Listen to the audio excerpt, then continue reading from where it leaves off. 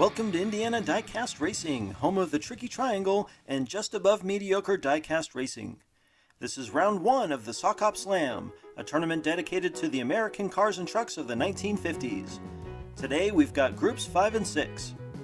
Again, we'll be running in groups of 4, rotating starting positions on each of 4 laps, with the top 2 advancing to the next round. They'll score 4 points for first, 3 for second, 2 for third, 1 for fourth, and 0 for failing to finish the lap. In Group 5, AC Pryor of DXP Racing is driving a 33.4 gram 1955 Corvette. Flip from Flips Racing is our British Invasion driver in an Austin Healey named Sir Healey. Sir Healey weighs 47.6 grams. Artemis Lancaster is back again, this time in a 56 Ford Thunderbird weighing 33.8 grams.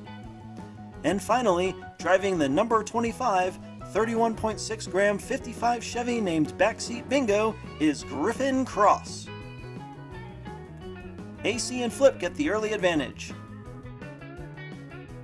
The pair pull away and Flip edges out front for the lead. AC's on the wall and Flip flips. They both recover and they're flying nose to nose. Whoa, AC nearly leaves the track as Flip wins. Griffin jets in for second, AC is third, and Artemis comes in for a 4-way finish. AC and Flip with some theatrics, but they still pull in a really fast lap. It's a rare lap with points for everyone here with Group 5. Artemis will join Flip up front for lap 2. Griffin's slow off the block, and Flip takes an early lead. Flip's on his roof, and Artemis jets out front.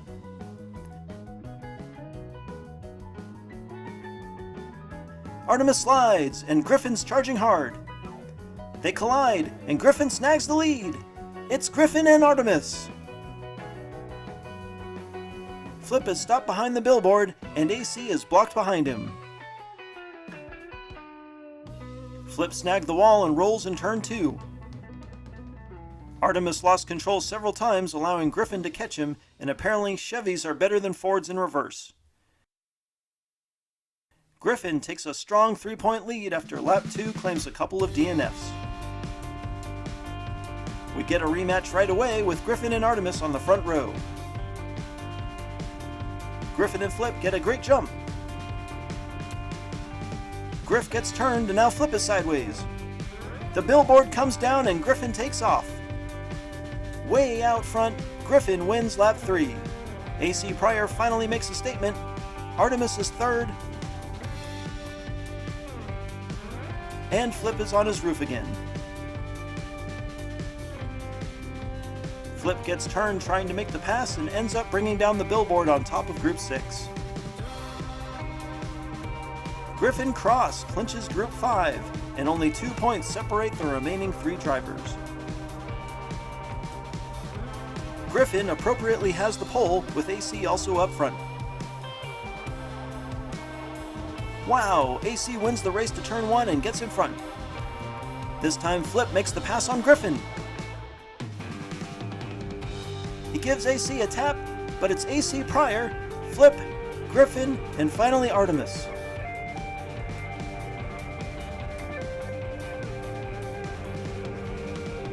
Lap 4 is highlighted by Flip's great outside pass in turn 3, but it's Griffin Cross and AC Pryor that will be moving on to round 2. Moving on to Group 6, in the pink 48.1 gram T-Bird, Heather is driving for Uncle Elvis Racing.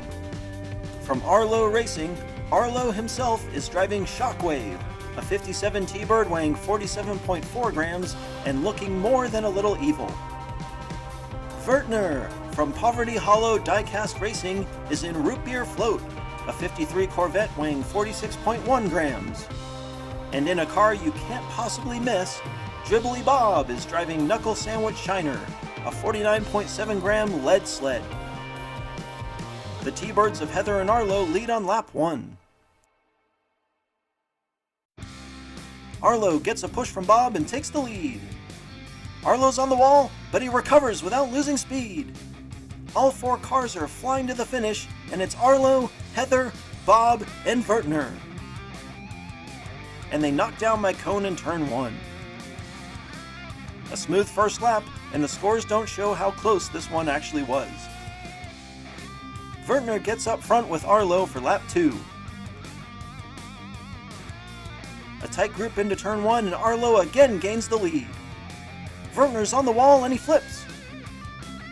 Arlo leads them through the triangle and snags his second win. Ooh, Dribbly Bob takes second but jams in the funnel, preventing Heather from crossing the line. That smells of Decepticon trickery.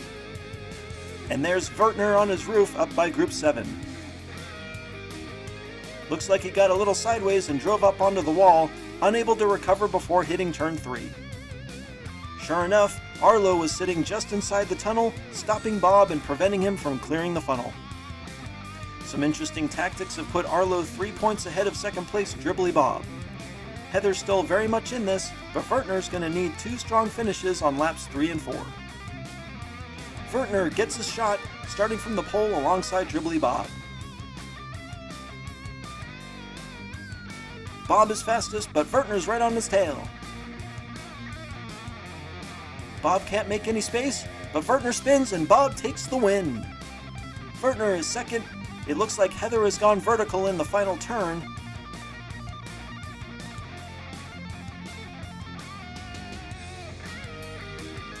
And Arlo is checking out the time machine. Heather and Arlo both having trouble at the top of the track, and Dribbly Bob is not who Wertner wanted to take that lap. Dribbly Bob assumes a 1-point lead over Arlo, but Wertner is a full 4 points behind the Decepticon. He'll have to hope for a win and another Arlo wreck. Heather, unfortunately, has been eliminated.